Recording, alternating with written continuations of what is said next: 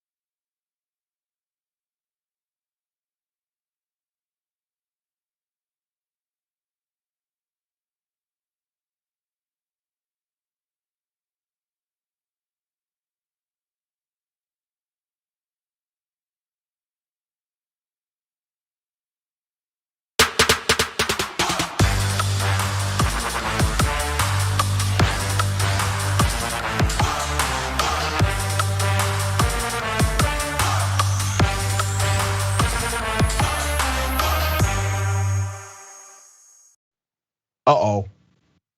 We back again. Ladies and gentlemen, we got a great show today. Welcome to Indisputable. I'm your host, Richey. Okay, here's what we got in store. We have none other than TYT legal expert, our very own Adrienne Lawrence will be with us today. Also, I got Ben Cohen, co-founder Ben and Jerry's, part of a campaign to end qualified immunity. We got a whole lot to talk about with that. And then the bullpen. The bullpen, who dares step in the bullpen with me today? None other than a guy named Josh Bernstein. He has a conservative talk show. Have you ever heard of him? Probably not. But he will be on the show today debating me on Black Lives Matter. He says they are in fact a terrorist organization, and also police reform should be, I don't know, interesting. Okay, ladies and gentlemen, it's time to take the church to church. I'm really sick and damn tired of some of these folks. Now, I subscribe to a Christian faith background. I believe in a radical Messiah of color. These individuals I'm about to highlight, they believe in the white Jesus, Donald Trump. That's who they believe in. I'm talking about the Southern Baptist Convention. So let me give you some background here. There's a guy named Russell Moore. Russell Moore was a member of the Southern Baptist Convention. As a matter of fact, he was president of their ethics wing of the denomination. I know that's quite laughable, but it's the truth. He was the president of the ethics wing. Now, this guy came out and said, hey, this church has corruption, sexual abuse cover-ups, and extreme racism. That's what he came out and said. He exposed it, leaked some audio, came out with a letter. And there's a dude running for the president of the Southern Baptist Convention out of Georgia. And his name is Mike Stone. Here's his response to the allegations of sexual abuse and racism being covered up inside of the church. As a victim of childhood sexual abuse, I find the latest attack from Russell Moore to be absolutely slanderous, and it is as inflammatory as it is inaccurate. I'm Mike Stone, and I'm the pastor of the Emmanuel Baptist Church in Blackshear, Georgia, and I want to apologize for interrupting your Saturday. But I'm here on my back porch, unscripted and unprompted, just me and the camera on my phone, because I have to stop and address an issue facing me personally and more broadly facing the Southern Baptist Convention. I'm going to be relatively brief today because I really need to be up at the church helping our church family finish setting up for decorations for day camp next week. I've got to put the finishing touches on my own sermon. You pastors know what that's like on a Saturday. And I promised my sons I would try to take them fishing this afternoon, and I want to get all of that in today.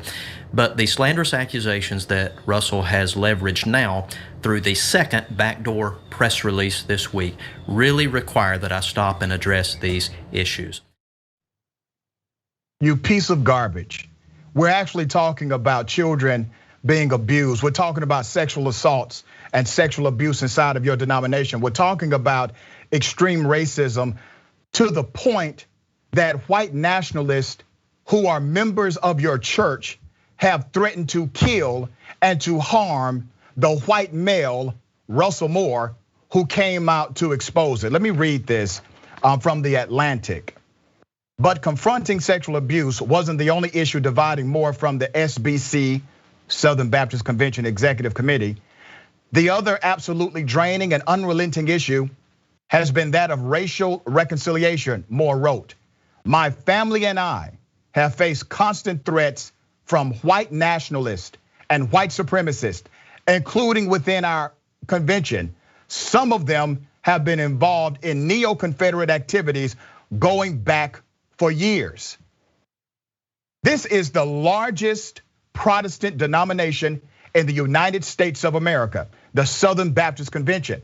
This preacher who's running for president also said there's nothing they can do to address the issues of sexual abuse and racism because they do not control their member churches with a hard fist. However, they suspended and decided to eradicate from their membership churches that had the audacity to actually embrace members of the LGBTQ community. So let me get this right. As far as churches engaging in sexual assault or sexual abuse, all good, no problem. Nothing you can do about that. Churches that engage in extreme racism, not really a Christian thing to get involved in. But churches that embrace the LGBTQ community, you don't give a damn about their money. You will eliminate them from your membership, and you will make a public spectacle out of those member groups or member churches. To talk more about this, I have legal analyst, TYT, attorney extraordinaire, Adrienne Lawrence. Adrienne? Thanks for having me on. Yes, so this Southern Baptist Convention, what we're really seeing is when you have oppressive structures built in and using religion as a farce, because that's essentially what's going on here. And when we look at Southern Baptist Convention, it has all of the indicia of a place that would be sexist, that would also be racist, that'd be homophobic. All of the isms seem to be active and alive there. And you can even see that by virtue of the fact that they don't allow women to be pastors. And even some hold this extremely archaic mindset that women should also maybe not even be able to do childcare or to preach in any way. It's these oppressive structures that really mirror this old school 1940s, 1950s ideology of, an us, them, the blacks go here, the whites go here, women are here, men are here hierarchy that is really a feeding ground for all of this abuse that's going on. Yeah, and it's amazing that they claim to adhere to a doctrine of truth. The Christian Bible does say the truth shall set you free, but they pick and choose which parts of scripture they would like to adhere to, kind of like the way they do with the Constitution, right? Kind of like how they do when it comes to policy, laws, and statutes. They simply pick and choose the ones that they would like to adhere to. And I'm reminded that there was a time when the Republican Party, they held some kind of notion inside of their ranks that they were the party of law and order.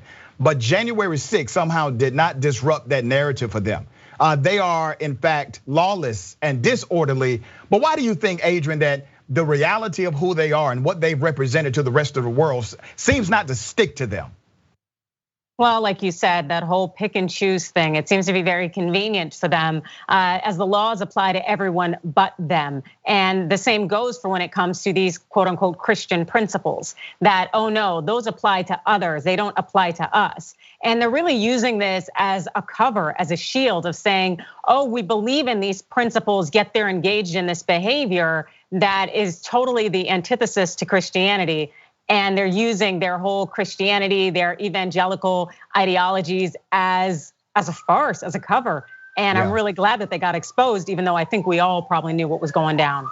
Yeah, and it's quite ironic that the guy, Mike Stone, who's running for president of the convention, he does this response. And then in his response, he makes himself the victim, talking about his previous experience being abused. He then talks about how he really needs to get to taking care of his sermon, fishing with his children. And the only thing he found outrageous was the fact that Russell Moore said something about it. He didn't find it outrageous that these allegations came from the church. He didn't find it outrageous that these allegations have been substantiated by pastors of the church who have since left the denomination. He finds it outrageous that somebody had the audacity to say it. What does that say to you about the psychology of some of these religious leaders? Well, it tells you that silence is everything. What they want is for you to obey, be that good sheep and just follow along. Do not say anything, whether it's hypocrisy, abuse, oppression that's being infiltrated and really at the core of the principles and the behaviors that are going on. And it reminds us essentially how a lot of the power structures that we have in society are not necessarily doing what they say they're going to do, where they're really just using it to bolster themselves. And I know that the Southern Baptist Convention, that they boast to have 14 million followers, but at the same time, over the last 14 years, they've been hemorrhaging followers so much. And so of course, now that these allegations come forward, people really want to pretend like it doesn't exist, because God forbid they lose additional followers, because we know that that means less money and power. Very well said, very well said. Okay, let's talk about Moscow Mitch. Mitch McConnell has finally said what I was hoping he would say, because Joe Biden keeps playing this game of we need a bipartisan way forward. Damn that. Mitch McConnell is not trying to play that game. You playing checkers, he playing chess. So McConnell has come out and basically said, listen, we're not playing this game with him. He can play this game all he wants to, but we're not moving in a bipartisan fashion whatsoever. All right, so Mitch McConnell went on the Hugh Hewitt show and said that he plans to block any of President Biden's Supreme Court nominations. Now remember, he's saying this after Biden has already promised he's going to nominate a black female to the Supreme Court, okay? So Mitch McConnell says, we're not doing it if Republicans win the majority in 2022. Okay, well that means you need to get to it. Let me go to the first video. If you regain the majority in 2022 for the Republicans, and there's a very good chance of that happening, I'll come back to the individual races in a second. Would the rule that you applied in 2016 to the Scalia vacancy apply in 2024 to any vacancy that occurred then? Well, I think in the middle of a presidential election, if you have a Senate of the opposite party of the president, you have to go back to the 1880s to find the last time a vacancy was filled. So I think it's highly unlikely. In fact, no, I don't think either party, if it were different from the president, would confirm a Supreme Court nominee in the middle of an election. What was different in 2020 was we were of the same party as the president, and that's why we went ahead with it. He is such a slippery individual when wet and dry. Here's what AOC had to say. We have had very difficult experiences with making, I believe, the opposite mistake. And especially if Senate Democrats are not going to pass reforms on HR 1, we cannot rely solely on a wish of winning elections, particularly in the Senate, when voting rights are under attack in Georgia, Arizona, and Texas, across the country. And if we're not going to pass HR 1 with the preemptive clauses that can roll some of that voter suppression attacks back, yeah, I believe that we should protect our Supreme Court, and I thought that should absolutely be a consideration. So just to be clear, you do think that Justice Stephen Breyer should retire at the end of this term? You know, it's something I think about, but I would probably lean towards yes. Yeah. Adrienne, your thoughts? Well, as far as it goes with Steve Breyer, like, yes, without question, it should be time that he might want to hang up the hat, because the reality is that it's the only way that we can preserve what little liberal leaning we have on the court is if he were to retire at the end of this Supreme Court session, which is coming up very soon, because only then would it give President Biden enough time to put in a potential candidate and nominee and then get that person passed and confirmed to get them on the Supreme Court before the next midterm elections come. So it's one of those things where we hope that Breyer sees what happened, with RBG and that he makes the decision. But then again, we do have a law that says that these justices serve for life. So we are all really at the whims of Justice Breyer. And let's talk about that constitutional notion that we have justices that serve forever, right? First of all, it just doesn't make good sense. It really doesn't. When you think about a person having a job for the rest of their humanity, that doesn't make sense. You have all types of problems, corruption issues. Maybe someone really just gets tired of the post, but they stay there because that's the historical requirement. But I think to hold this kind of position truly accountable, there needs to be some reform in how we appoint and how they remain. What are your thoughts about that? You're an attorney, you've studied this stuff. Okay, so I do see the benefits of it. They did want people to be essentially immune from corruption and really to be able to act independently as the leaders of the judiciary. But the reality is we know corruption will come at all angles, no matter even if your housing's provided for, your security detail, and your income, and you are perfectly cushy, people still are greedy, and given opportunities, they will go ahead and take them.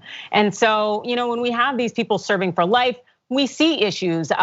Chief Justice Rehnquist, there were stories that came out after he passed really going to his mental health and the issues that they had kind of reining him in and controlling him. And so a lot of things that happen with these justices, it means that the job falls on the clerk, the judge's clerk, to write the decisions and to make the rulings. And the thing is, we don't want that to happen. So yes, just like at law firms where there is an age cutoff in terms of practicing law, because you could lose your insurance, your malpractice insurance, there should be a cutoff for age and also competency when it comes to being a justice on the US Supreme Court and being a federal judge in any Article III court. But that's my personal opinion. Well, let's talk about something that was floated by Democrats early and kind of, they backed away from it to enhance or balance the US Supreme Court, really adding justices to the Supreme Court. The Constitution does not mandate a certain number of justices. As a matter of fact, we have gone back and forth with the number of justices over the course of the duration of this nation. So we can do it. It has been done before. What are your thoughts about increasing the number of justices on the Supreme Court as an ideology? Oh, I think it's fantastic. I think we do need to do it. We have this legacy of using gentlemen's agreements to get things done. Trump blew the vast majority of that out of the water and engaged in a lot of behavior that Democrats just weren't ready for it. As a result, we have a complete right-leaning court for the judiciary's leadership. And we cannot have that because that doesn't represent or reflect the ideologies and the progress and the place we are as an entire nation. So we should balance that out, because the thing is, when we only have one side being heard, we only have one side really being validated and uplifted by the laws of this country, by case law that comes out, we don't have a country. We really end up having some kind of monarchy or dictatorship. We need to have a true democracy, and that representation needs to be there. AOC was bold enough, and I know it was uncomfortable, but she was bold enough to say exactly what she believed. I don't think she anticipated that particular question. She did have to be thoughtful about it, but she did not play the political game. She said how she felt in that moment. We need more elected officials like that. But there's another, Representative Jones, Democrat out of New York, said this: there's no question that Justice Breyer, from whom I have great respect, should retire at the end of this term. My goodness, have we not learned our lesson? See, this is what happens. Strength creates strength. Transparency lends itself to more transparency. This is a transparent conversation now, or at least it is starting to be a transparent conversation. And people are going to get their feelings hurt. This is not something that Breyer wants to hear, nor people that support Breyer. But it's a necessary conversation to have when you're dealing with social policies that impact the entire country. Yep, I couldn't agree more. It's a problem. We need to have some kind of limit or some kind of structure in place, because allowing these people to dictate essentially the future of the nation as it goes into their passing, it's not gonna work. As again, we saw it with RBG. I can understand the thought of, hey, I get to have this job for life. I'm gonna take this job, but at the same time, it really takes away the democratic process and it locks in future generations to that individual's thinking. There should be a cutoff. Yeah, and let's hope, let's hope that Manchin has reached his limit on how much money he can accept, because damn it, if he takes any more money to do any more bidding for the Republicans, his hands off anyway, right? I mean, we might as well hang it up. Okay, we got more on the other side. Ladies and gentlemen, we got a whole lot more of Indisputable. We'll be right back.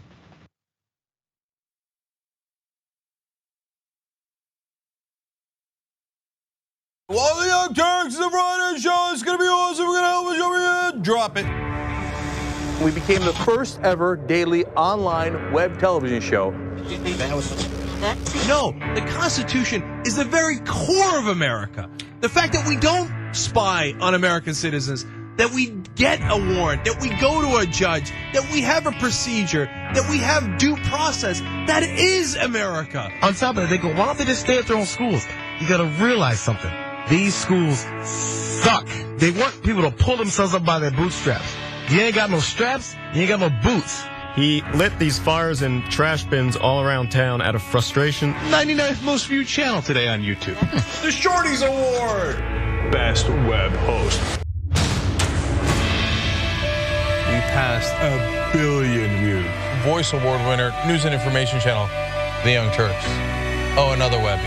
The Young Turks. Can I curse? Yeah! those of you watching on live stream, yes, we have adopted a pet iguana that showed up at our door. Haunted version in the dark with our silhouettes. Now let's get to the best line of the debate. And it was definitely the one against Fox. I told you we were coming. I mean, you talk about it when it becomes a problem. Our lack of gun control is a problem. Nonsense BS story is hurting that cause, and they need to wake up and recognize that they are being had by these people. Biggest gang in America. Question is, how do we make sure that we blame the person who is dead? What kind of democracy is that? We should never forget that the most powerful people in the world exploited the greatest tragedy in American history to go to war in a country that had a lot of oil. Rolling thunder. That's what this show is.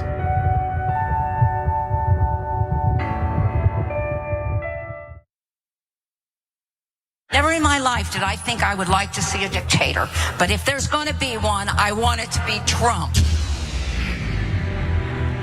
Tick-tock, tick-tock. Where's the line? We've crossed every line you can imagine. We are a socialist country. It's socialism for the rich. Tick-tock, tick-tock. You don't have to know the truth, just believe what they tell you. There is no bounds to their monstrous hypocrisy. Tick-tock. I think we're gonna win the Senate in 2020. And I think we're gonna have the House, and I think we're gonna have the presidency. Tick-tock. And in 2020, we're going to clean your clock, and we're gonna run you out of town, and we're gonna have an actual democracy in this country. November of 2020 could also be potentially the greatest day of our lives. Let us whisper of a dream.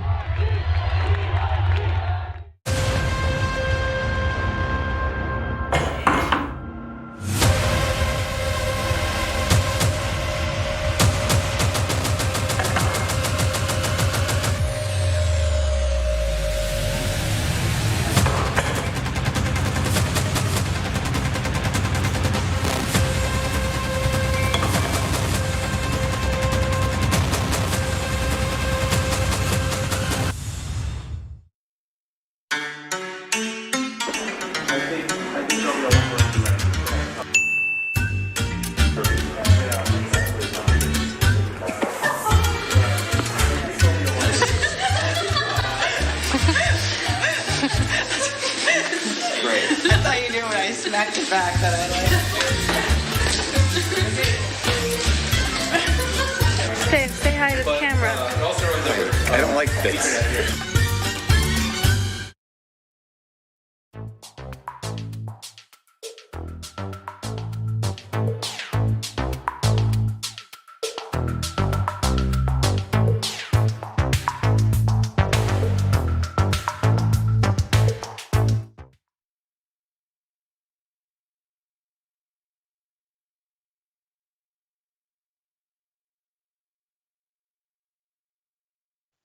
All right, welcome back to Indisputable. Let me read some of these viewer comments. They're coming in hot and heavy. Let me remind everyone, if you're watching Indisputable on my big homie John's channel on the TDR, the Damage Report YouTube stream, make sure right now, this very moment, I need you to hop over to the Indisputable TYT page, okay? Make sure you hop over quickly because that stream will not be there forever. So make sure you hop over there ASAP. Indisputable TYT on the YouTube channel. Make sure you subscribe, hit that bell so you are alerted when I am live Monday through Friday, okay? Let me read some of these comments. TYT member, Ladomiso Madalo. I'm probably close, I think. What was the life expectancy in 1776? That's funny and true. Okay, Ian Golubis. Way back then, people died at 45 to 60. So appointing them for life was about a 20 to 40 year term. Put that into law. YouTube. Kind of sucks being this Breyer guy. So many people discussing you retiring and how it would be for the good of the many. It's a lot at stake. Me too _ appeared says, please let not this be RBG RIP. The Palm 2K says Biden isn't getting a Supreme Court nominee. Mitch and the Repubs won't let him. And also President Manchin is probably going to have something to say about it too. Yeah. Dimensional Mystic. Everyone in Congress serves for life with all this gerrymandering. Yeah, it is basically a de facto lifetime appointment. When you are in power and they gerrymander your district, you stay there forever. That's a very good point. Okay, super chat. Religion could be a way to find and develop a personal moral ethic code. Sadly, it is far too often used as a tool for oppression of the others. That's correct. Neil Fox says, ready the doc. I recently saw on RM that the council who governs the SBC, Southern Baptist Convention, are all white. No surprise there. I'm black, but not Christian, so I don't know how that works. Lucy Dean, and this is a good point, and I want to address this, and thank you for the comment, Lucy. I'm not trying to be offensive, but I don't understand why so many black people are Christian. It was a weapon of slavery. It just seems illogical to me. I am black. And Lucy, you make a good point. And it was weaponized. It was perverted.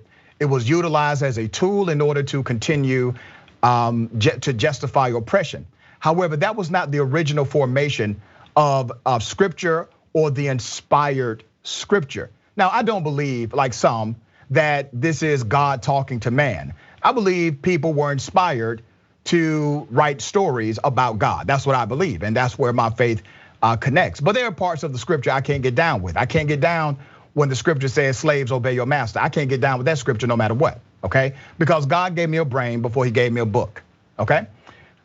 Lawrence Wells says, Adrienne Lawrence, beautiful and incredibly smart with a strong sense of justice to boot, was not to love.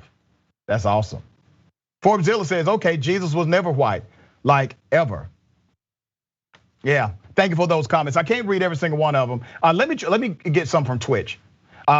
Peace, Love, and Dragon subscribe with Prime. They've subscribed for 5 months. Thank you. Sonic Boom, Dragon 23, Southern Baptist Convention is a religious corporation. It is. It's Christianity Inc. That's what that is. Correct. Extended their tier 1 subscription through July. Thank you for that. Sethian Rosen. Wait. So because it happened to him, it can't happen to others?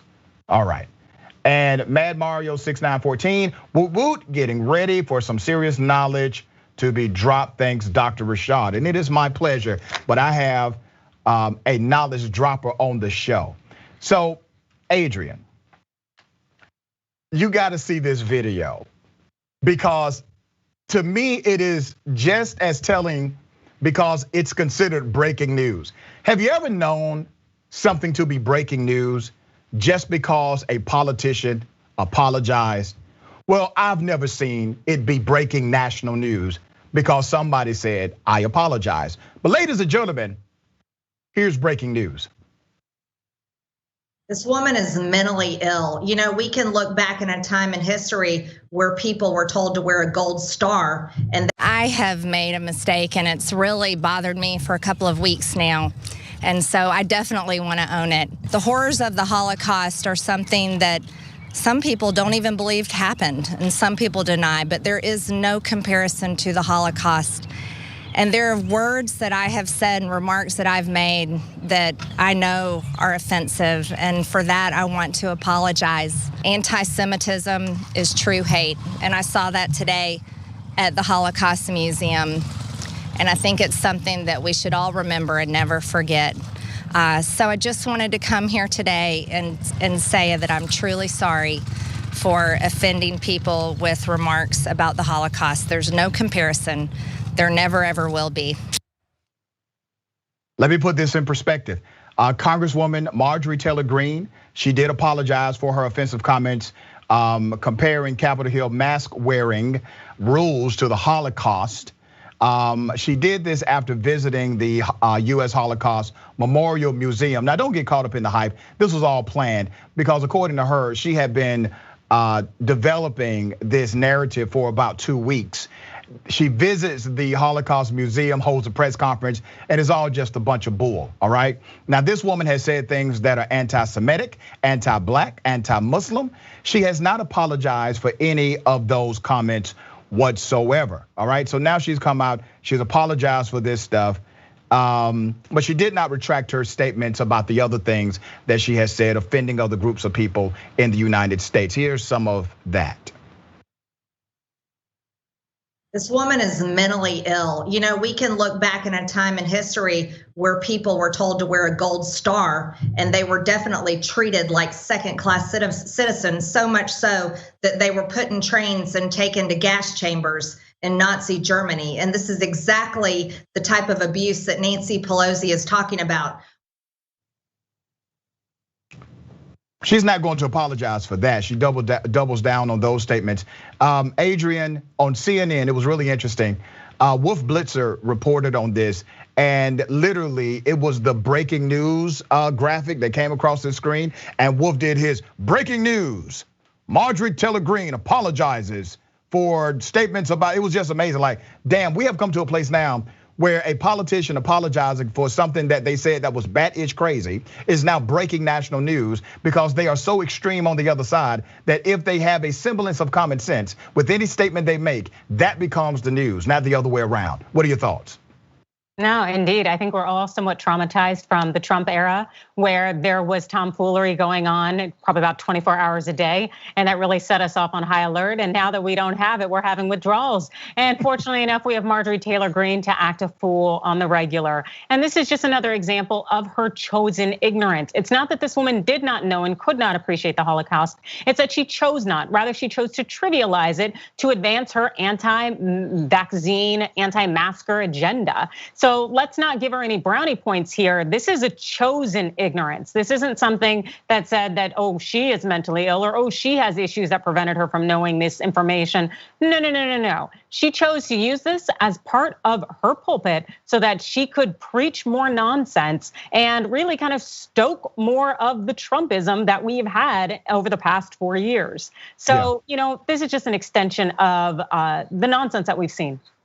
Even crazier than the fact she gives this apology of sorts is the fact that now she's in danger of losing her Republican primary in her congressional district. Please understand, the people that elected her, they elected her in this district because they wanted her to say things like she used to say. They wanted her to be anti-Jewish, anti-black, anti-Semitic. They wanted her to do exactly what she has been doing. She's not competent, so she cannot be an actual representative, but she can be an expression of the QAnon membership, of the QAnon movement.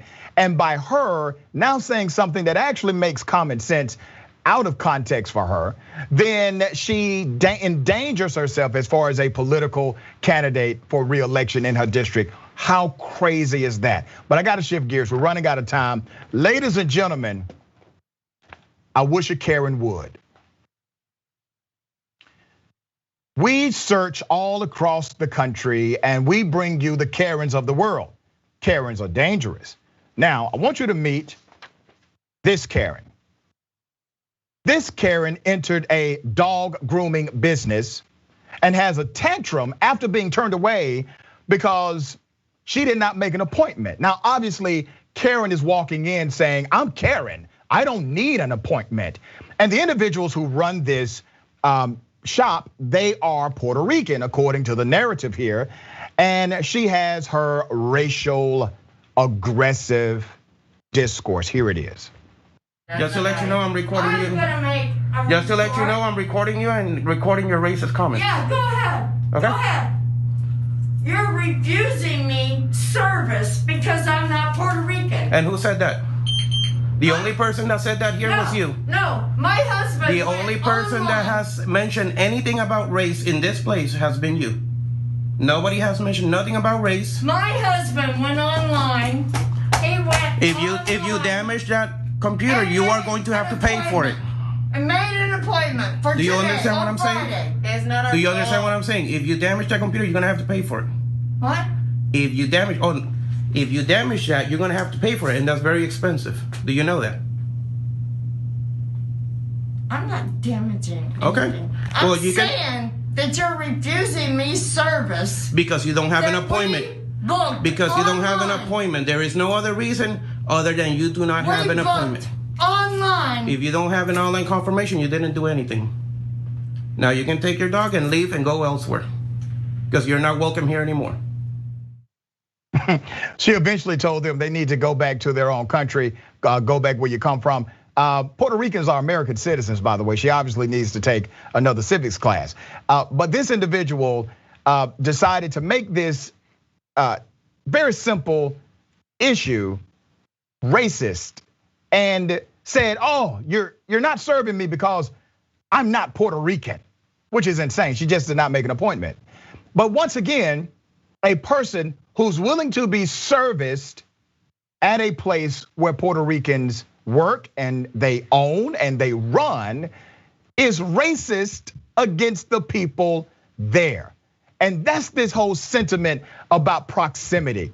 That somehow if you have friends that are black or you have friends that are brown or you shop at places that black and brown people own, that somehow you're just not racist. But as soon as there's a conflict, as soon as something happens that you don't like, and you feel as if you need to put them in place, what do you go to, Karen?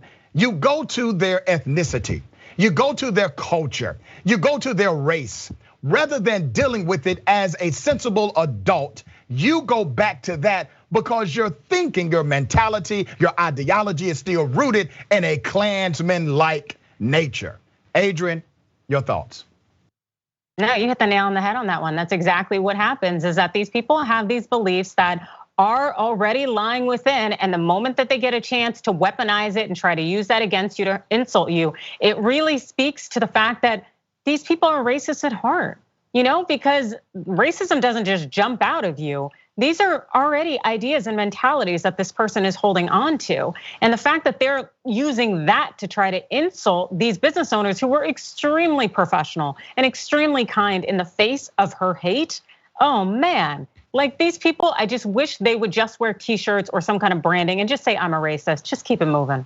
Yeah, I mean, it used to be simpler back in the day. They wore a hood, right? And that hood would just let us know, okay, we know exactly what you own, right? So let me go to this second video so you all can get the full context here of our Karen of the day. You know what? Let me say this, and I'll say this on camera. You're not welcome in this country. Go back to your island and fix your frickin' over there and get out of my country. Get out of my country. Don't live here. Don't live here. And I'm assuming that you're a native Indian? I like how he said, I'm just assuming you're native, right?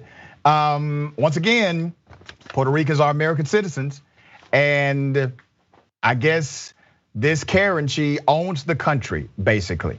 But it's that sense of entitlement. When we talk about privilege, Adrienne, that's what we're talking about. A person that's responsible, that's peaceful, that's being respectful, and owns a company that you patronize. That person, when they do something you don't like, they don't belong in your country anymore. Yeah, it's a mentality that you should be serving me, that I am always right, that I can speak to you any which way, or that your only good or benefit in this world is to serve me and to meet my needs. So the moment that I realize that, hey, you're an actual person with boundaries and expectations, and I actually do have to respect you, that's when these racist individuals will lose it, as we just saw that woman do. Let me shift stories because I really want to get this in. There's a kid who graduated from high school. Very proud of this young man. This is at Asheboro High School. This happened earlier in the month. The student, Ever Lopez, was told after the ceremony that he was being denied his diploma. Now, why was he being denied his diploma? Was it because he did not meet the academic prerequisite for his diploma? No. Was it because he did something to violate the behavioral code of that school system? No.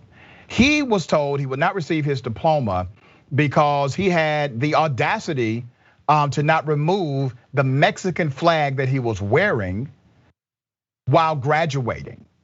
His family was there. They were very proud of this moment.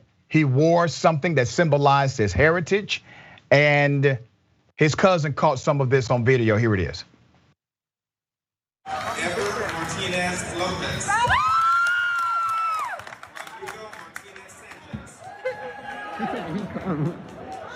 Christian Martinez Durant.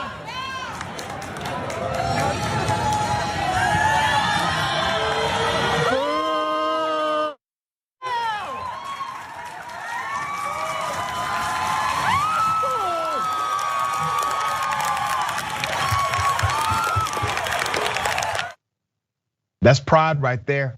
Very proud of that young brother. Here's the second video. Are you going to talk about diploma? You're talking about the chance that you're holding his diploma. It just makes you like a racist right here. Not giving him his diploma. You're racist. Because he's just for the flag. Parents and him can come back tomorrow. We can talk about. No, we can talk about. You just talk.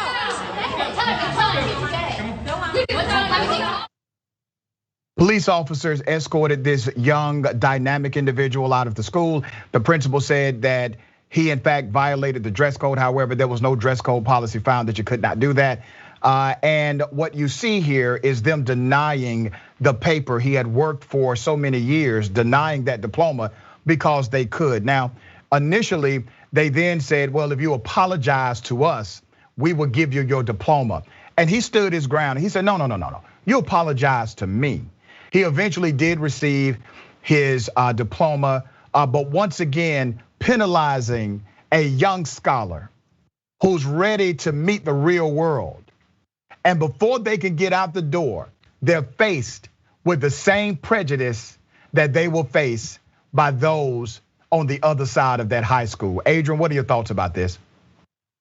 It's incredibly unfortunate. This is supposed to be such a memorable day for this young man and for him to be able to show his Mexican pride. And it is met by racism, as you have acknowledged. Because, the thing is that I feel rather confident in saying that if he had a British flag or if he had some kind of flag from, I don't know, Germany or a European country where the individuals are primarily white, wouldn't be a problem. But since it's a brown nation that he is representing and showing pride for, they are offended by it.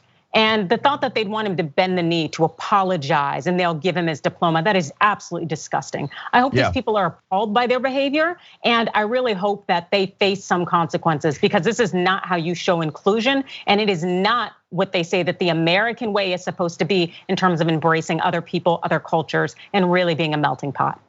Mr. Lopez's mother, her name is, Margarita Lopez. She said, Miss Crooks, that's ironic, that's the name of the person at the school.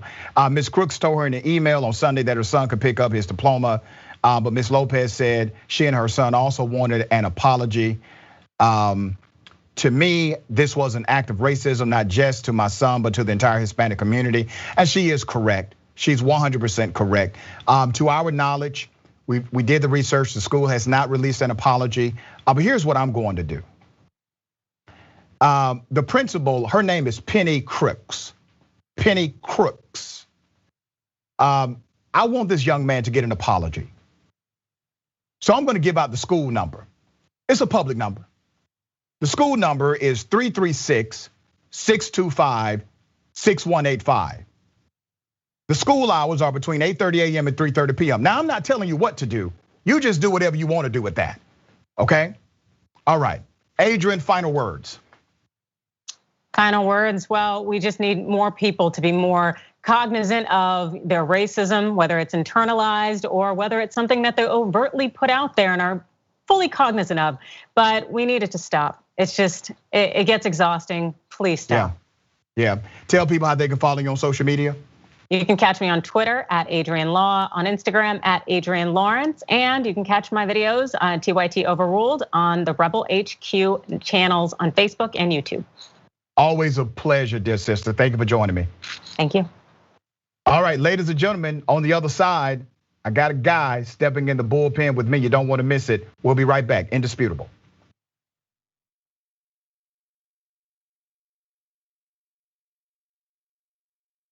You know what the progressive movement needs? It needs a little energy, a little pizzazz, maybe a little caffeine. Oh, coffee. But what if it was Too Strong Coffee? Yes, new TooStrongCoffee.com/TYT.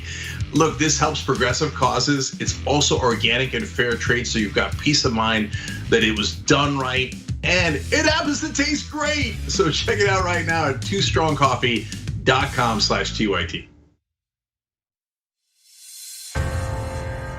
That 300 million is a pretty good number, Well, that's the size of the US population. You know what our next target is?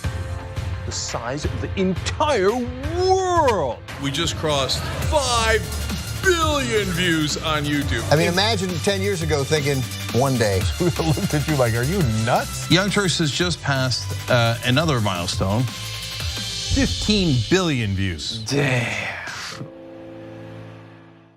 All right, lots of comments. You guys are the best. I'm gonna read a few comments from our members. Mr.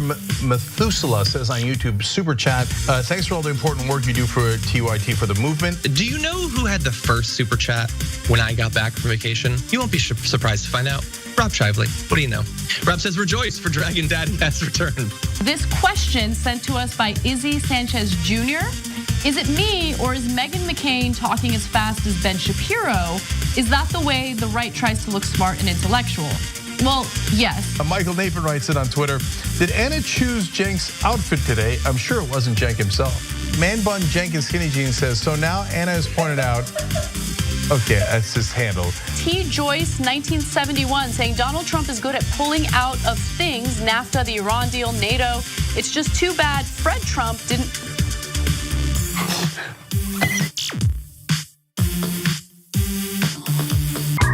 All right, let me do a little quick plug here. It's not even a plug, I'm bragging, okay? I'm bragging, watch me. We have a channel on YouTube, a whole channel devoted just to the Young Turks. It's badass, right? Wow, man. I can see the void. You guys are rock stars. Unbelievable. Senator Sanders, welcome to Rebel Headquarters. Man, you guys are amazing. We gave you what you wanted. Okay. Speaking of shirts. I have a surprise. You reached a lot of people. You are the Young Turks. And we have spread that progressive message wide and far. Let's keep it going.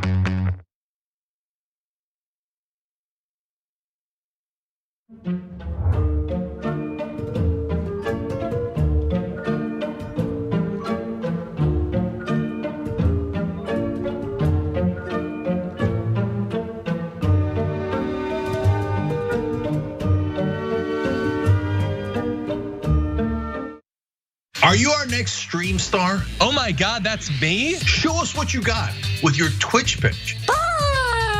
All you need to do is put together a 2-minute audition video on why you should have your own stream on TYT, and then put it on Twitter and use the hashtag TwitchPitch. Plus, tag us at The Young Turks. And if you needed even more information than that, tyt.com/TwitchPitch has all the info you need. I can't wait to see your videos. Cool news, shoptyt.com now has books. There's a whole bunch of books there. You're gonna be shocked to find out that they're largely progressive. Of course! Ryan Grimm's book, We've Got People, is there. It's a fantastic story from Jesse Jackson to Bernie Sanders to AOC that explains the progressive movement probably better than any book I've ever read. Speaking of awesome books, my dad's got a book out called The Original Young Turk, where he goes from the poorest olive farmer you ever met in your life to living the American dream.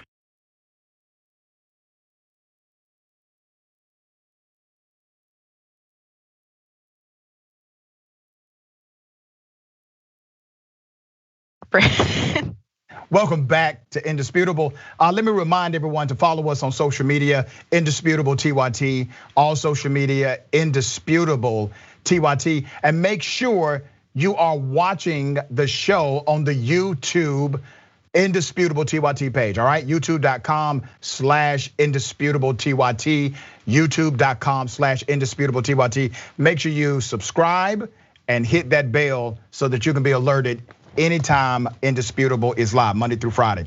Okay, let me read some of these great comments. Viewer comments coming. TYT member, 1020 Carey says, who made her go to the Holocaust Museum? ?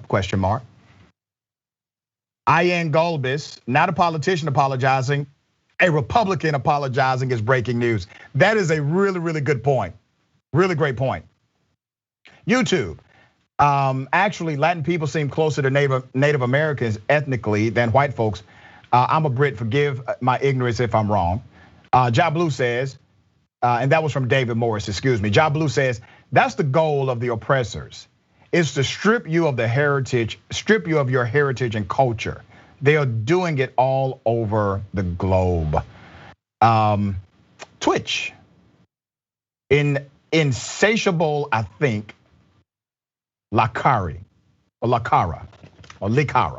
I'm so wrong, just forgive me.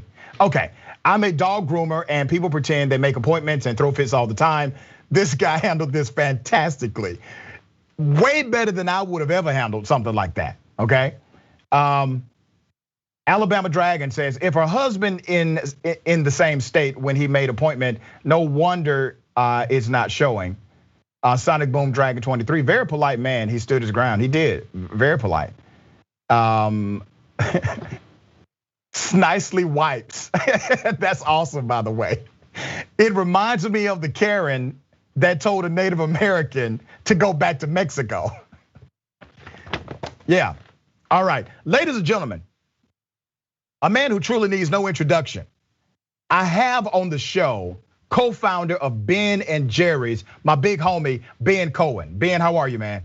Yo, Mr. Rashad, what a pleasure. How you doing? It's awesome, man. I'm doing quite well, brother. I told you, man, the reason why I'm not thin and fit right now is because of you, brother. Is all your fault. You look pretty fit to me.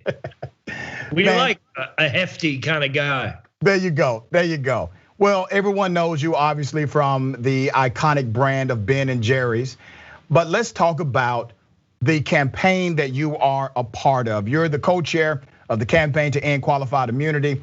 We've talked about qualified immunity on this program extensively. I talk about it on my radio show. I've been an advocate to get rid of it. Very proud of some of the jurisdictions that have taken this up, especially places like New York. And to give some context, qualified immunity really is rooted in racism. It was a way for white police officers who decided to commit acts of violence and constitutional intrusions on black people to have a personal protection. And these southern states especially started passing these immunity laws that disconnected police officers or government workers from actual liability. And it just is a ridiculous rule. It needs to stop. But Ben, tell us why this is such an important fight for you. You know, as you might have noticed, I'm a white guy. You know, people say this is a black problem, but I don't see it as a black problem. I see it as a white problem. You know, in our society, whites are the majority, whites are the ones who have the power, and the people that we are arming and hiring to protect and serve are killing unarmed black people, and we're letting them get away with it. I mean, first it's outrageous that they do it, and then they don't end up getting charged. And if they do end up getting charged, like 2 years later, you hear that, well, they got off with a slap on the wrist. But, you know, so I feel like we white people need to take responsibility for the police that we are hiring to protect and serve when they go off the rails. You make a remarkable point, Ben. Something I've said in my commentary before is that it's interesting when a white officer commits an act of violence against the black community. The black community, we will typically hold some type of press conference, maybe a vigil, we will do a rally, and all of those things are great. But I'm calling for white people, for woke or halfway woke white people to call out other white people that do this insanity. And you're one of those woke white people, and you are saying that it's time for white folks to call out white folks. Am I hearing that halfway right? Yeah, that's exactly right. I mean, one of the beautiful things to see when I was at the protest in DC after George Floyd got murdered was that there were so many white people there. Yeah. And it was beautiful that we were being led by black people.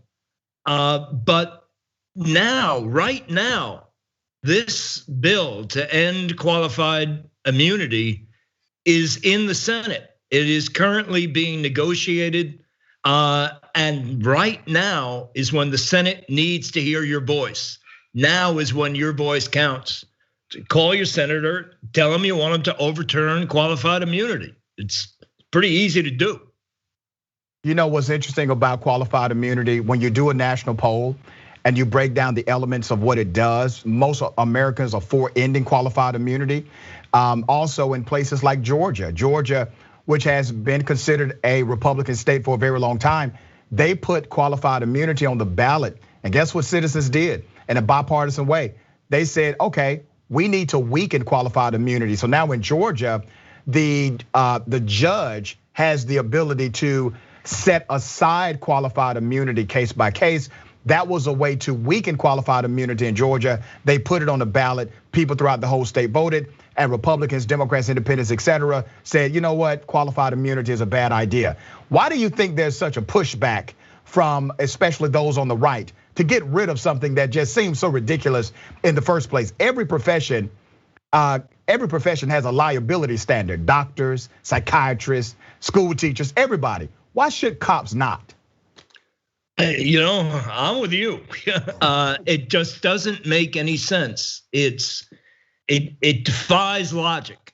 And the interesting thing about the national campaign to end qualified immunity is that there are 16 organizations that are members of the coalition, including Americans for Prosperity, including the Cato Institute and the NAACP Legal Defense Fund and the ACLU. So it's people from all sides of the political ideological spectrum that understand that qualified immunity is just unjust and absurd. It doesn't make any sense at all. Let me ask you this, man, because you're a rarity and you should be the norm. You are utilizing your platform, your privilege, your opportunity to move the conversation, to do so for social justice. Why is it that we don't see more business leaders utilizing their amazing platform the way you are? It seems like the current way of the culture in the United States is that people are only concerned about themselves. I think that, I was amazed when I was at the Occupy Wall Street in New York City, and Jerry and I were there scooping ice cream for the occupiers. And some guy comes up to me and says, what are you doing here? How come you're here? You're part of the 1%.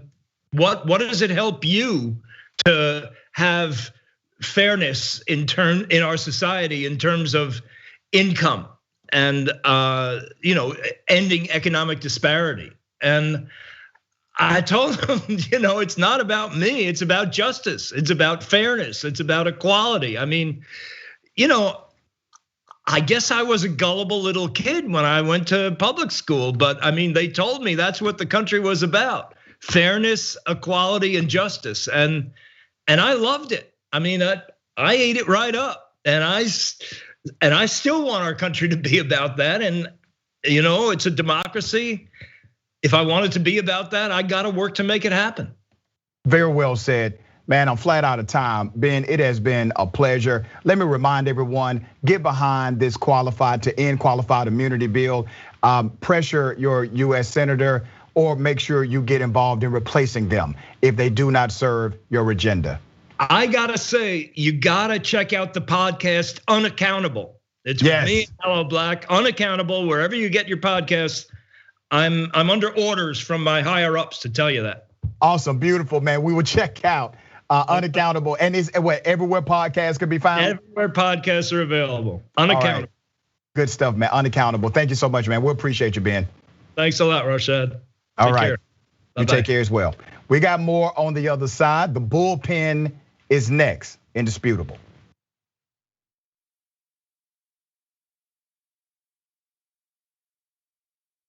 Cenk Uygur is not here today, which means that I will be able to talk during the show.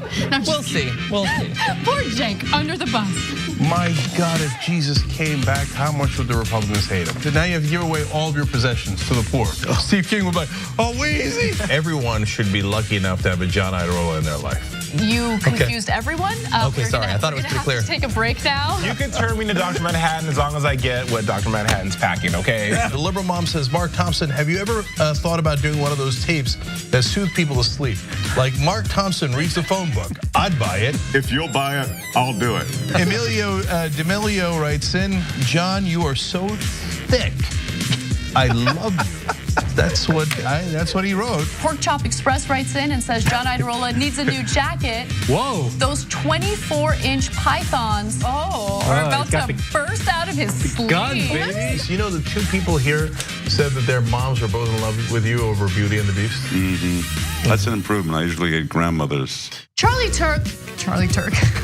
No, wait a minute, don't you dare. Chemical castration when we return from the break.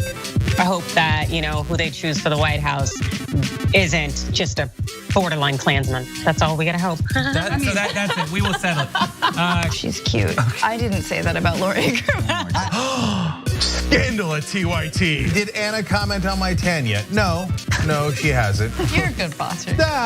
But Anna did say that I come in here today with a fresh mind. That's all I'm about. I'm about a fresh mind. I can't with you right now. Okay? She just can't. She can't, but nonetheless, we have to for another 3 hours. I'm back, baby. Let's rip in the Republicans. See, don't miss the live show. That's great. Tell people, if you're a member, you get the whole live show whenever you want, because this stuff doesn't go into any of the clips.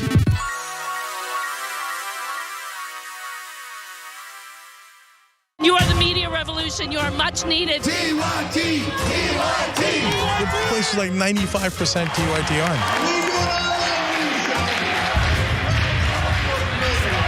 You guys, the Young Turks, which is my favorite channel, we're getting that message out. Cenk and the Young Turks do an extraordinarily good job. No matter what mainstream media says, you have to listen to the Young Turks. People who support us on the internet, that's what gives us strength. That's what allows anyone who was in there who was undecided to think one side seems to be winning. They seem to have a bigger army. There might be a reason for that. So thank you guys.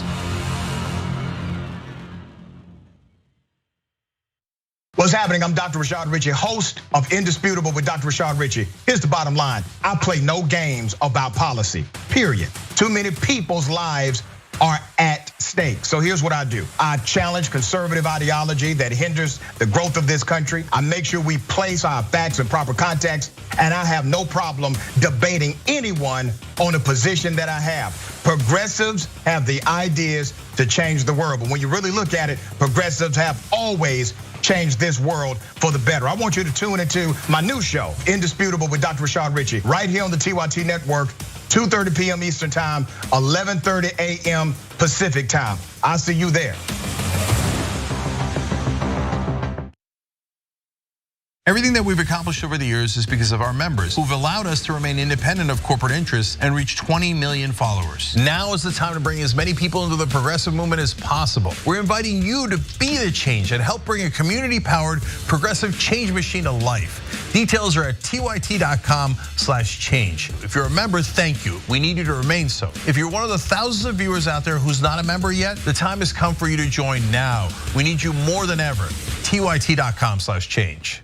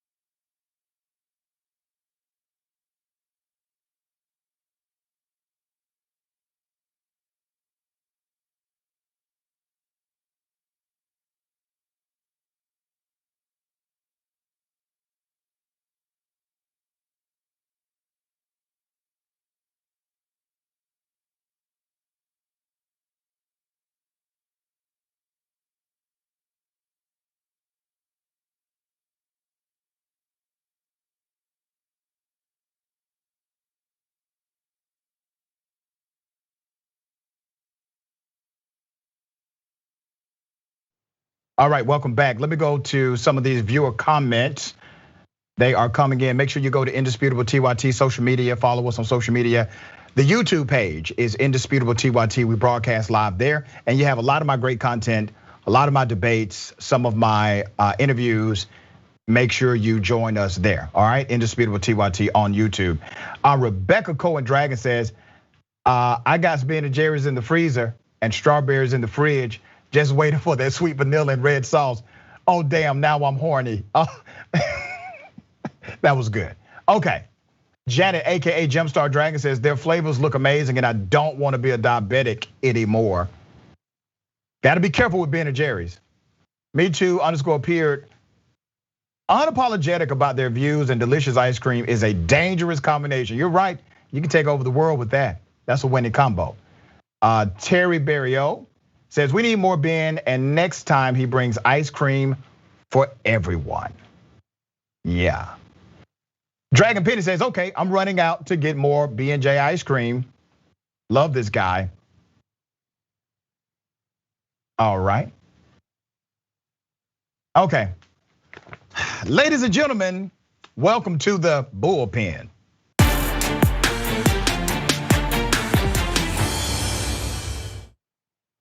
In the Bullpen today, I have Josh Bernstein. Josh Bernstein is host of the Josh Bernstein Uncensored Show, an American conservative talk show that airs daily. He's also known for his prior show on YouTube called The Josh Bernstein Show. Josh, welcome to Indisputable. Great to be on the program with you. Let me start by asking you about your views on Black Lives Matter. You have called Black Lives Matter a terrorist organization. Do you stand by that?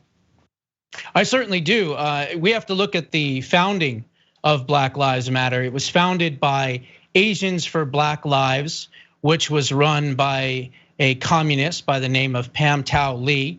We also have to look at the fact of Alex Tom, which was part of the CPA, not a certified public accountant, folks, the Chinese Progressive Association. These were folks that were in contact with Alicia Garza and Patrisse Cullors. As a matter of fact, Alicia Garza and Alex Tom were activists together at UC San Diego, which is where they met. And they kind of worked with Liberation Front, Netroots, and a bunch of other organizations to start the riots in Ferguson. So if we're looking at where they come from, as well as their own words, as Patrisse Cullors has said herself, that we are indeed trained Marxists. Well, if we have Marxism and communism in the United States of America, I would consider that to be adversarial to the US Constitution. So yes, I would agree with that. That is really interesting because what you just described was not terrorism. Do you know the definition of terrorism, Josh? Sure, yeah. Terrorism is somebody that incites violence, mayhem, murder for political reasons and gain. So let me ask you this question, and that's very close to the definition. Are members of the KKK terrorists? I would say so, absolutely. They were founded by the Democrats, let's not forget that either. Oh, they were founded by Dixiecrats, and those Dixiecrats are Republicans today. And I guarantee you, if you took a poll, 100% of the KKK, Ku Klux Klan members would be Republicans and Trump supporters. So let's be very clear about who they are today, right? Today, okay, so the history doesn't matter, right? And I don't give a damn about history. I'm a black man. The fact first. that the Republican Party was founded on the anti-slavery platform. Josh, let me be very clear, brother. Let me be very clear with you. I don't play them games. Racist Democrats exist. Listen to me, brother. Racist Democrats exist today. They existed then, okay? Racist Republicans exist today. They existed then. But there is no coincidence that the KKK endorsed your guy for president. You don't have a problem with that? First of all, if you're talking about David Duke, David Duke. Oh, I'm not just talking about David Duke. I'm not just talking about David Duke. And Trump obviously did not accept his endorsement. But you don't find it problematic that groups that you would call terrorist organizations like the KKK, who have engaged in murder and mayhem, who are listed as a murderous group, and even you yourself say should be denounced, you don't find it problematic that they are endorsing the people that you support? Well, how many times have we had Biden be endorsed by the Communist Party USA? How many others? Barack Obama, how many times has he been endorsed by communists and Marxists? You want to compare the Communist Party? Endorses who. Think about what you're saying. The Communist we can't Party control who endorses who. The Communist Party want to go. Let's go represents the Communist Party represents an adversarial political ideology to that of capitalism. I understand that. But to somehow compare the Communist Party or communism as a political socio-economic ideology to that of murdering ass KKK members makes absolutely no sense. How do you separate the two? If they both believe in Karl Marx and they both believe in communism, which is complete control and totalitarianism for that matter, how do you separate the two? You can't. Well, in your mind, I know in your mind, somehow individuals that subscribe to communism or those that hold the ideology of communism up high, that they are the same as a KKK member. It doesn't make sense to most people, but I know it makes sense to you. I learned before the show I only have a few minutes with you because you have a hard out at a certain time. So let me bring you to this point. Police reform. Police reform. Okay. Are you for police reform? Depends on what that police reform is. If you're talking about defunding the police, in which New York cut 45, they cut 12 million. 45,000 fewer arrests in New York, which was a 58% homicide increase. Chicago is 31,000 less arrests, and they have a 65%. So yes, if you're going to cut the police like Ted Wheeler did, for instance, in Portland, Oregon, which by the way was ablaze 150 nights in a row or whatever it was, you're going to see a rise in violent crime and homicide. Clearly, every single city that is run by liberal Democrats has the higher crime rates and they have the higher murder rates, and it all coincides with cutting the police. No, it doesn't. Budget. That's a lie. That's not true at all. It's not a lie. It's actually true. FBI, brother, you told us you only have a few minutes. So let me go ahead and give you. Let me go ahead and give you the other stats, obviously, that you are not familiar with. Scholars.org. Is that where we're going here? No, sir. I'm going to go to Marilyn Mosby. Marilyn Mosby, who decided to. That's a good one from Baltimore. It's a great one, brother. And I encourage you to do some research and educate yourself. Marilyn Mosby, during COVID-19, decided to not prosecute crimes of survival anymore or petty crimes. She was told by every member of law enforcement and every executive in law enforcement that crime would increase in her jurisdiction. It did not, sir. That's a damn lie. It actually increased 55%. Sir, it actually went down 28%. You are correct. Sir, I'm going to give you the real facts. In her jurisdiction, and you can find this through 2 university studies, as well as an article that was printed based on those studies of crime stats in Baltimore. Not only did she decrease crime, violent crime went down by double digits in her jurisdiction. Also, arrests went down. And they were able to connect individuals who needed social rehabilitation, such as those that were dealing with alcohol addiction, drug addiction, or mental health disorders. They were able to connect them to help, and it decreased everything around them. And now that jurisdiction has engaged in that practice full time. She is now being praised by members of law enforcement. Let me take you to Ithaca, New York. Ithaca, New York, they did a survey. In this survey, Josh, it came out to the conclusion that 51% of 911 calls did not even require a cop. It required a social worker. So Ithaca, New York Council, please put that gun and knife down. We don't want you to stab that person, or we'll be very mad at you. Josh, give me a break. Give me a break, Josh. The police are vilified in America in urban cesspool cities. Brother, your privilege and therefore what happens? Crime increases. Correct? Okay. And by the way, your privilege don't work here. You're yapping, you're bumping your gums, nobody can hear you. Your privilege don't work here, brother. So let me be very clear. Ithaca, New York said, here's what we're gonna do. We're gonna hire individuals who actually are trained as social workers, since that's what our community says they need. Ithaca, New York has engaged in reimagined policing. Here's something else that has happened. In Chicago, you have more cops than ever before. They continue to hire more cops. These cops have not been able to arrest themselves out of socioeconomic dysfunction. Those cops are not creating more arrests, and they're only solving 2% of the crimes. That's a study that just got released. So I encourage you to look up those stats when you get a moment. Here's how you actually combat crime. If your city or county says that they are hiring more cops, your city and county, they have failed you because all they're saying is they have no idea how to deal with the underlying issues of criminality in your county, in your city.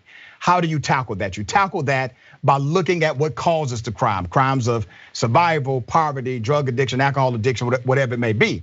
Now, if you're not facing that problem, you're going to continue to hire more cops and not actually get the crime issue under control. All right?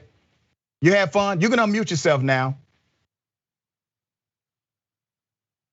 Josh, go ahead, unmute yourself. I can't hear you, Josh. You can unmute yourself. You know how to hit the mute button? You know how to unmute yourself? Just hit the same button. He can't figure it out. All right, we'll give him some time. Can you figure it out, Josh? Okay, there you go. You there? Yeah. So I'm Josh, not sure what happened. I apologize for that. Here's the thing, Josh. Josh, listen to me, man. Seriously. If I was on your show, I would not overtalk you. I understand that if I'm on your show, you are part debater, part moderator. You can come on my show anytime. I don't give a damn about your show, and I don't want to come on your show. What you have said about black people and Black Lives Matter being a terrorist organization, when they are the reason why cops have been put on notice. They are the reason why there is a semblance of justice happening in the criminal justice system. Oh, come on, man, really? I'm not. I'm an ideologue. There's a huge difference, buddy, huge difference. How you envision the world with you in it and what you see in your world is very different than saying that someone, because they're black or white or Hispanic or green or purple or glow in the dark, is an issue. I am not racist. I'm an ideologue. You said you're not racist. That's fine. That's what you say on the record. That's fine. Do you believe, are you a Christian individual?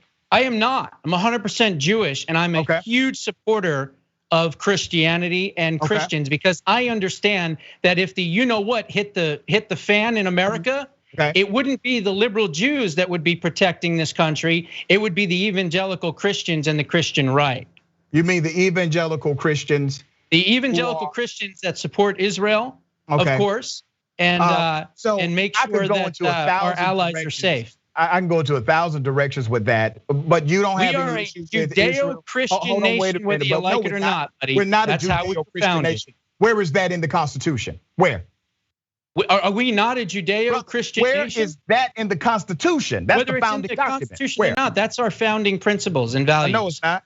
No, it's not. The founding fathers, many of them were deists, brother. Okay, let me ask you this. Is the Constitution a living, breathing document? Yes, of course it is. That should be changed over time? Of course it is. No, it should not be. Why do we have amendments? Law. Why do we have amendments? See, that's just the way the left looks at things. Why do we have amendments? Relative, cultural relativism. How wonderful! Gosh, man, you so full you're not going to get there, buddy. Trust me. Do you know why the Constitution has amendments or not? Do you know? Do you know at all? Professor. Am I the professor know-it-all? No, I'm not. But you just said the Constitution is not a living document. The Constitution said I was 3/5 of a man. You believe that? Yes, Democrats told you that. You believe that? You believe I'm 3/5 of a man? Democrats also passed Jim Crow laws. This is a real simple question. And don't forget, blacks would never even had the right to vote if it wasn't for the civil rights and 3/5 of a man. Republicans. As the Democrats sat there, that's how racist you are, brother. You can't even answer a simple ass question. I can answer the question. I'm 3/5 of a man according to the Constitution. Of course you're not 3/5 of a man. And on that, brother, I'll let you go. Of course you're not. I appreciate you being on the board. You're a human being. I appreciate it. And you know what? The folks that cry racist the most are the ones on the left. Silly. There's nothing silly about it. Listen, I want to bring you back on the show, but you told us. You told us you had a heart out. Can I continue to debate you or you got to go? Let me see. Damn that next interview, man. Let's keep this going. We should have had more time. I agree. I could probably do another 5 minutes before Let me bring up some additional stats to you about police reform. 96% of Americans believe police reform needs to happen. 58%, they believe it needs to be dramatic. 51% of Republicans believe police reform needs to happen ASAP. One of the realities of police reform is qualified immunity. It needs to go. Do you understand qualified immunity? And what's your stance on qualified immunity? My stance on police reform in general is the fact that we need more police officers on the beat, on the street, you don't know what protecting our qualified neighborhoods, immunity is. not less. Okay. Okay, so whether that's you your wanna answer talk to a about question. Qualified immunity or any other thing. The bottom line is, should we have people, be victims of police brutality? Of course not. I don't see that at all. But it's just amazing that we have Ashley Babbitt, who was murdered 6 months ago, and yet we still don't have the name of the person. But yet every single time somebody who is white that kills a black individual, we know the name of that police officer that day. We know that terrorists. Isn't that terrible? We know that terrorists decided. The police are not the terrorists. The police are not the problem. Are there bad apples in every bunch? Of course there are. We know that terrorists, they decided to you can't go on the Capitol property and commit acts of crime. Now, Professor, let me bring it to Chicago. Let me bring it to Chicago because you said something that I want to analyze. Go ahead, because I have Chicago's information as well. Chicago, they have engaged in more cops, more arrests, more fighting crime. But here's what has happened. They solved 2% of the crimes in Chicago. They have had an over-bloviated police budget. The money in Chicago has not equated to a decrease in the socioeconomic patterns that lead to the crime. Well, who runs Chicago? That's why they call it Crook County. You just want to go back to politics of it. Explain to me why hiring more cops does not get the outcome you said it should get. Tell me. Chicago made 31,000 fewer arrests, but saw a homicide rate increase by 65%. Those are crime bureau statistics from the FBI. Now, unless you don't believe the FBI, I don't know what to tell you. Wait a minute, go back to that stat, brother, because I know the stat. Let's talk about Crook County, Illinois. Let's talk about the stat you just brought up. Okay. That decrease in arrest happened when they hired more police officers who decided not to do their damn job out of protest to the local politicians. So you literally had more cops on the beat than ever before. You had more money in their budget than ever before, but you had cops calling in with the blue flu, not doing their damn job that they were sworn to do. So you had less arrest in that city, and you don't hold those cops accountable for that? I'm telling you right now, this was the Crime Bureau statistics from the FBI. Come on, man, I just gave you the context for those stats. From the Fascist Bureau of Intimidation. You had more cops than ever before, and they could not arrest themselves nor police themselves out of the dysfunction of criminality in Chicago. More cops does not equate to less crime. Do you get my point? So, okay, let's throw it back to you then. How would you solve police reform in the United States of America without defunding the people that are protecting our neighborhoods? Go ahead. And I'm glad you posed that question, brother. So hang on. What? Give me. Okay, number one. Hey, can you call me back in 5 minutes? Yeah, call him back. Yeah, he's to get. Yeah, let's get this. Sorry, this is too good. All right, you're absolutely correct. So I'm glad you posed that question. Here's what has to happen. Number one, you have to take defunding the police seriously as a reimagined tool for policing. Here's what's not working. Wait a minute, brother. Listen, you asked me a question. I'm going to tell you how it works. 2% of major crimes get solved within the first 2 years of any police precinct. That's just a national average, okay? 2%. Now, name any government body that had that type of performance stat that we wouldn't question. Why would we not question the effectiveness of a 2% solve rate for major crimes? We should question that. So we should question that. Why do you think that is the case? No, you posed the question to me, and I am, and I'll answer it, or you can answer it. We can both answer it for that matter. The majority of arrests that happen in any jurisdiction is connected to poverty, mental health, alcohol use or addiction, or drug use or addiction. If you're not actually trying to remedy those underlying issues in your local community, you are going to continue to permeate the same ecosystem, the same cycle of crime. That's why defund the police is really about taking another look at how we do policing. And if your city has 30% to 50% of the calls, your 911 calls, are not 911 or police officer required, why do we send a cop to every single 911 call when the police officers are saying, we aren't trained to do this. We need more training, or we need qualified individuals to deal with folks that have a mental health disorder or something else is going on. That is common sense, brother.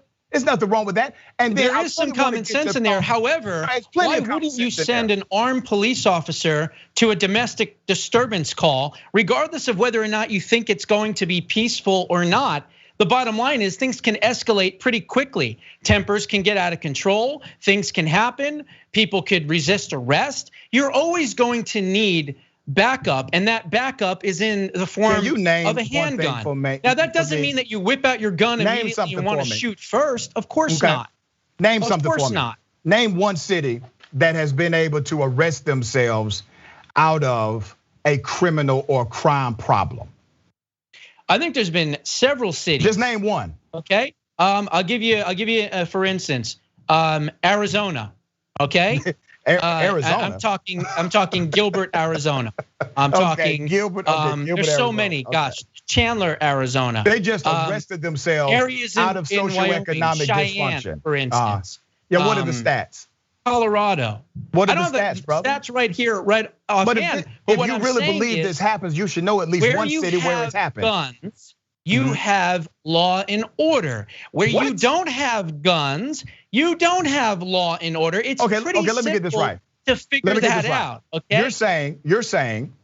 If cops have guns, or you have a lot of people with guns, S-hole city in America that is run by Democrats, that is infested with crime. So you're calling cities infested with drugs, unwed and you're mothers, not racist. You're not racist, but you're using S-hole cities to describe what? Urban cities?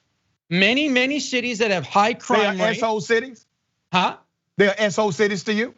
There are many of them out there that have crime issues, absolutely. And they're S-hole cities, and they all have one common denominator, Professor. They're run by Democrats, okay? So let me clarify something for you. That's the reality of the situation. Let me clarify when Republicans run cities, there's lower crime, there's more opportunity. You are one of the most extreme individuals as it relates to your rhetoric, and that's fine. You're an extreme guy. But let's be very clear about what's happening in cities, jurisdictions. Call them like I see them. Okay. Are you able to listen to my rebuttal or no? Can you do that? You can stand yourself to do that? Hey, go ahead. I appreciate that. Thank you so much. So in the cities that you're referring to, I want you to be reminded that urban cities typically have different socioeconomic challenges than rural cities. But let me be very clear about states that have the highest crime. 8 out of the 9 states that have the highest crime are in fact run by Republicans. 8 out of the 9 states that are the poorest are run by Republicans. 8 out of the 9 states that do the lowest on the educational chart for K through 12 education are all run by Republicans. My point to you is this, brother. You keep going back to a partisan angle, and I can play that game with you all day. But referring to American cities as S-hole cities is something that shows shows your racism. No, he referred to black nations as S-hole nations. That's what he did. Well, I don't think that that's appropriate. Because I'm not saying racist. That all black damn it being appropriate is racist, correct? Are terrible. They're not. It is racist, right? Huh? No, I don't think the president is a racist. But how can you say the president is a racist when he was the first president to pass the First Step Act? I'm glad you brought that up too. All right, let's talk about the First Step Act since you want to go there. 3.9% unemployment rate for black Let's talk about the First Step Act. Let's go back. Come on, man. Let's walk this back. Let me have a response to that, brother. Go ahead. The First Step Act, which affected 0.02% of the black population, by the way, not even 1%. The First Step Act was a continuation of the Obama Act, which was made retroactive. President Obama should have done that, and he did not. I have criticized him for that since day one. But let's be very clear about what the Trump administration did. They defunded the Pell Grant, where individuals in prison who could have access to college funding did not. The greatest way to stop recidivism is to make sure you have an educated man or woman when they get out of prison. They discontinued that program. It depends on what that education is. If they're going to go to their colleges and get indoctrinated by left-wing Marxist professors, probably not a good education. Decided to defund halfway houses that helps an individual translate and transfer back into society. Here's what else the Justice Department did. They sent out a memo saying that we will prosecute to the fullest extent of the law anyone who is arrested for a non-violent drug offense. So while on one hand, he has this policy that says, okay, we're going to impact less than 1% of the black population, while at the same time having other policies that impact 10 to 15% of the population, but telling you that's reform. That's not reform, damn it. That's moving backwards. And a person like you who reads enough should have seen between the lines on something like that. I have seen what I have seen. I've seen the lowest unemployment rate for black Americans in history. I've seen the lowest Hispanic unemployment rate. I've seen more women working, less people on welfare. And damn it, my phone those are misnomer numbers. A U3 rating system compared to a U6, but my producers are telling me I'm out of time. I would love to have you back. Give me 1 second, 1 second, 1 second. No, he can go. You can go now. Go ahead and do your other We got interview. to do this again, Professor. I hope You're so. You're a good man. Well, getting into the cage with me. God bless you. God bless you, man. We got Deep Dive next, all right? Indisputable. Take care of yourself, take care of the planet, and remember, the truth is always indisputable.